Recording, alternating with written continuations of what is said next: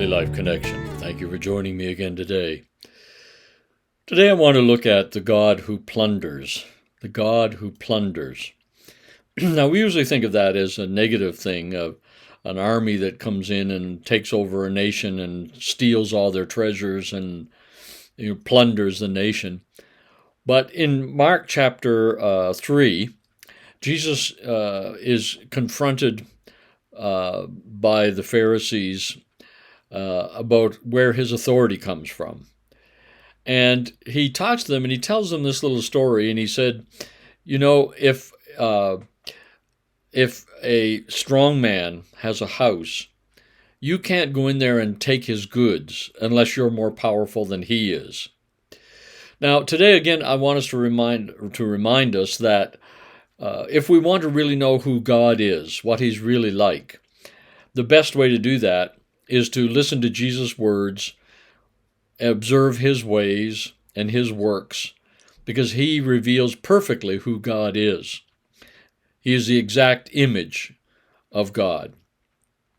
And in this story, he says, I have the authority to plunder what the strong man, the enemy, Satan, has taken from us.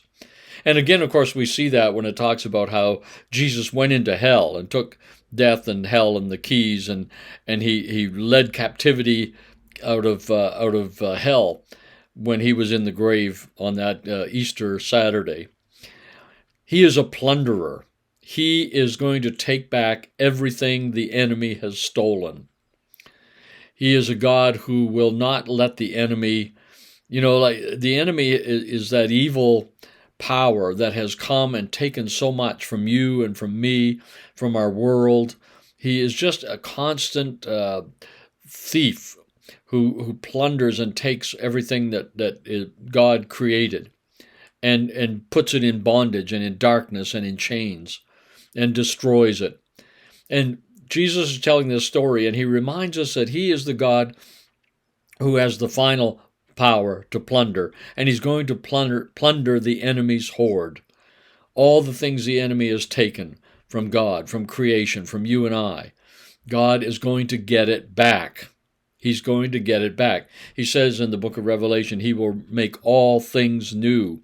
He will restore all things. He is not going to let the enemy keep his plunder. And the good news is, he is so powerful that he has the right and the authority and the power to do that, to go into the enemy's very stronghold and take back what the enemy has stolen. Simple little truth today, but it reveals the heart of God. God is not going to just stand by and watch the enemy take everything from us.